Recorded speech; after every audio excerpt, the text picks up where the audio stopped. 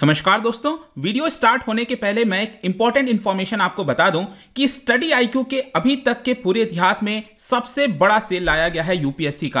अभी तक आपने देखा होगा जो हमारा कोर्स है वो 20,000 का है तो 33% डिस्काउंट मिलता था, लेकिन यहां पर आपको फ्लैट 50%। बेसिकली क्या है, आपको कोड इस्तेमाल करना है अंकित फ्लैश ANKIT FLASH। तो वहां पर आप जाओगे तो ये जो कोर्स है 20,000 का, ये यहां पर 10,000 का 9999 इसका हो जाएगा। और जो वैलिडिटी है, जो 12 महीने की वैलिडिटी होती थी, वो भी आपको 24 मंथ्स की दी जाएगी। तो it's a once in a lifetime opportunity. जिन्होंने अभी तक यूपीएससी कोर्स नहीं लिया है, सोच रहे थे, आप इसको ले लीजिए सिर्फ 2 दिन के लिए। अभी आज शाम 5 बजे से लेकर 2 बजे तक के लिए ये अवेलेबल है। तो चलिए अब मैं आता हूं यहां पर जो आज हम डिस्कशन कर रहे हैं आसाम मेघालय के हिस्टोरिक पैक्ट को लेकर। 50 साल पुराना ये जो डिस्प्यूट है आसाम और मेघालय का, उसको फाइनली यहां पर सुलझाया गया है। जैसा कि आपको पता होगा, ये आसाम आप देख सकते हो नॉर्थ ईस्ट का जो स्टेट है, ये बाकी जितने भी राज्य हैं उनके साथ बॉर्डर शेयर करता है, चाहे अरुणाचल प्रदेश हो, नागालैंड, मणिपुर, मिजोरम, त्रिपुरा, मेघालय। तो कहीं ना कहीं आपको डिस्प्यूट हर एक स्टेट के साथ देखने को मिलेगा।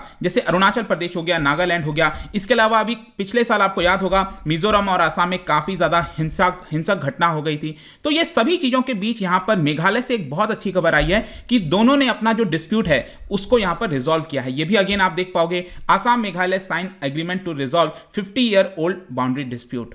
तो चलिए इसकी शुरुआत करते हैं, लेकिन उसके पहले यहां पर अगर आप एमसीक्यूज अटेम्प्ट करना चाहते हैं तो मेरे इंस्टा पेज पर जा सकते हैं। वहां पर स्टोरीज में जितने भी एमसीक्यूज हैं वो आप अटेम्प्ट कर पाएंगे। चलिए देखते हैं यहां पर एग्जैक्टली हो क्या रहा है। देखिए, आसाम के चीफ मिनिस्टर हिमंता बिस्वा शर्मा, मेघालय के चीफ मिनिस्टर कॉनराड सांगमा, उन्होंने आज ही ट्यूसडे को 50 साल पुराना जो बाउंड्री डिस्प्यूट है उसको रिजॉल्व किया है। और यह किया गया था in the presence of union home minister Amit Shah ji. यहां पर आप देख सकते हो, historic day for the north east, the signing of the interstate boundary settlement between the states of Assam and Meghalaya.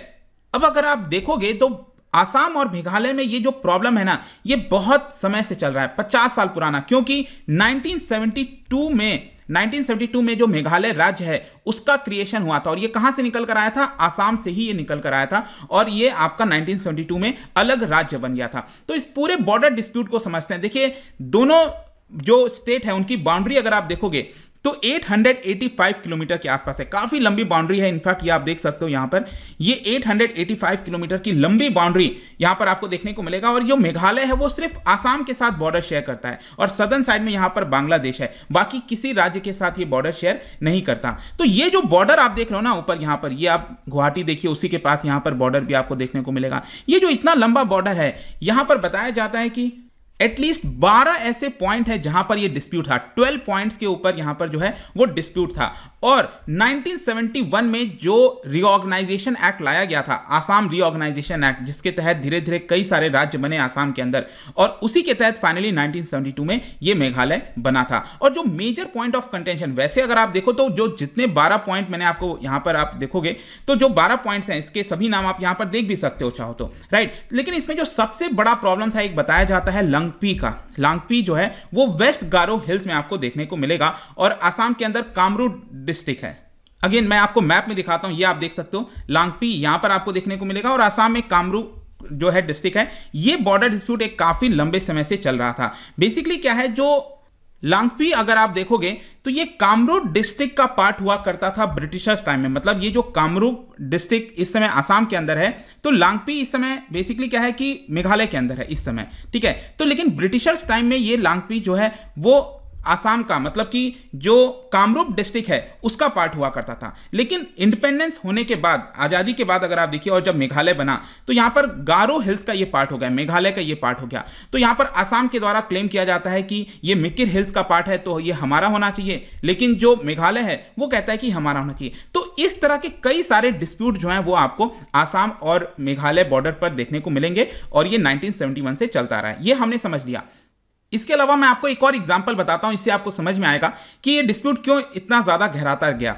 12 साल जो चीफ मिनिस्टर रहे थे असम के, तरुण गोगोई, उनके समय पूरे कार्यकाल में अगर आप देखोगे तो ये डिस्प्यूट काफी गहराता गया था। इसके अलावा जो असम गवर्नमेंट का एक गेस्ट हाउस है जहां पर तरुण गोगोई का ऑफिशियल रेसिडेंस था, वो भी इस डिस्प्यूट के चक्कर में आ गया था। क्यों? क्योंकि यहां पर बॉर्डर पर ही एक हिलॉक है, स्मॉल छोटा सा हिलॉक है, वहां पर ये जो रेसिडेंस है वो बना हुआ था।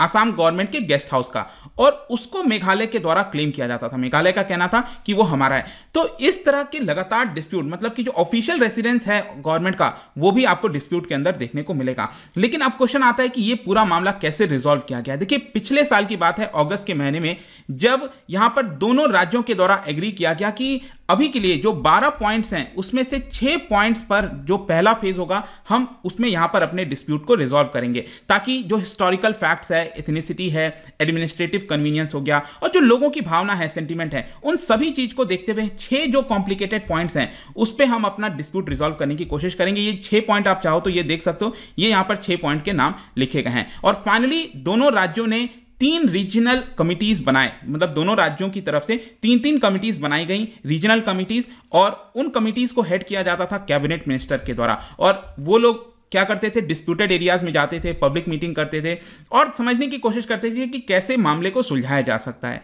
और उसके बाद ये जो कमिटीज हैं उन्होंने अपने अपने सरकारों को जो है रिपोर्ट सौंप दिया। मतलब मेघालय की जो कमिटी थी उसने मेघालय सरकार को, आसाम की कमिटी थी आसाम सरकार को। फाइनली यहां पर क्या हुआ कि वो जो आपका रिपोर्ट सबमिट किया गया था उसी के बेसिस पर एक ड्राफ्ट रेजोल्यूशन बनाया गया। और फाइनली ये ड्राफ्ट रेजोल्यूशन दोनों सरकारों ने, आसाम सरकार और मेघालय सरकार ने, इसी साल 31 जनवरी को अमित शाह को यह सौंप दिया। जो होम मिनिस्टर है अमित शाह, उनको यह सौंप दिया ताकि जो मिनिस्ट्री ऑफ होम अफेयर्स है, यूनियन गवर्नमेंट है, वो इसको एग्जामिन कर सके कि कहीं कोई दिक्कत तो नहीं है। तो फाइनली इसके अंदर प्रपोज किया गया कि 36.79 स्क्वायर किलोमीटर ऑफ लैंड का जो मामला है वो हम सुलझा देंगे, जिसमें यहां पर यह बोला गया कि आसाम 18.5 स्क्वायर किलोमीटर अपने पास रख लेगा और रिमेनिंग जो 18.28 किलोमीटर है वो मेघालय अपने पास रख लेगा। इस तरह से यहां पर जो डिस्प्यूट है उसको सुलझाया गया। मतलब 36 स्क्वायर किलोमीटर में दोनों के बीच में लगभग आप कह सकते हो आधा आधा हिस्सा बांट दिया गया। अब क्वेश्चन आता है कि बाकी हिस्से का क्या होगा। मतलब ये तो 6 आपका पॉइंट का मामला सुलझाया गया है, बाकी हिस्से का देख सकते हो यहां पर जो प्रॉब्लम है वो थोड़ा सा बढ़ सकता है, क्योंकि जो अपोजिशन पार्टीज हैं उनका कहना है कि कहीं ना कहीं ये जो डील हुई है वो सही नहीं है। दोनों स्टेट्स के लोगों को लगता है कि नहीं, उनके स्टेट्स ने ज्यादा कॉम्प्रोमाइज किया है। आसाम को लगता है कि वो कॉम्प्रोमाइज ज्यादा कर रहा है, मेघालय को लगता है कि वो ज्यादा कॉम्प्रोमाइज कर रहा है। इनफैक्ट जो लोकल लोग हैं वहां पर कुछ विलेजेस में, उन्होंने प्रदर्शन भी किया था, प्रोटेस्ट भी किया था इस डील को लेकर, लेकिन फाइनली आप कह सकते हो ये डील हो गया है। इनफैक्ट जो होम मिनिस्टर हैं अमित शाह जी, उनका यहां पर बयान आया और उन्होंने ये कहा कि 12 में से 6.6 जो डिस्प्यूट है वो हमने रिजॉल्व किया है, जिसका अगर आप प्रतिशत देखोगे किलोमीटर में तो 70% ऑफ बाउंड्री डिस्प्यूट हमने सुलझा लिया है और बाकी का जल्दी यहां पर सुलझाया जाएगा। इनफैक्ट आसाम के चीफ मिनिस्टर ने भी ये कहा कि हम आशा करते हैं कि अगले 6 से 7 महीने में बाकी के भी जो पॉइंट्स हैं वो यहां पर हम सुलझा पाएंगे। तो देखते हैं आगे क्या होता है, बट आई होप कि ये चीज आपको समझ में आ गया होगा क्या डिस्प्यूट था और कैसे सुलझाया गया।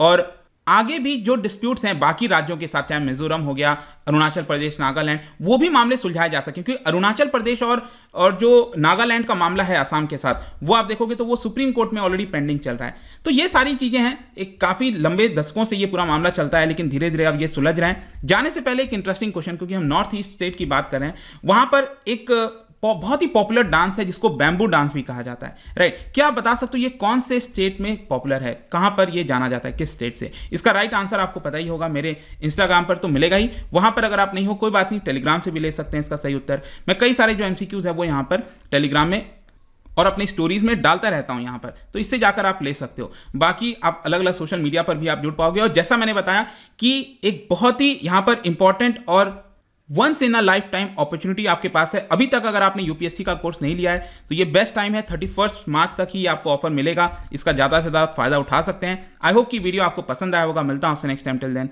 Thank you very much, see you soon.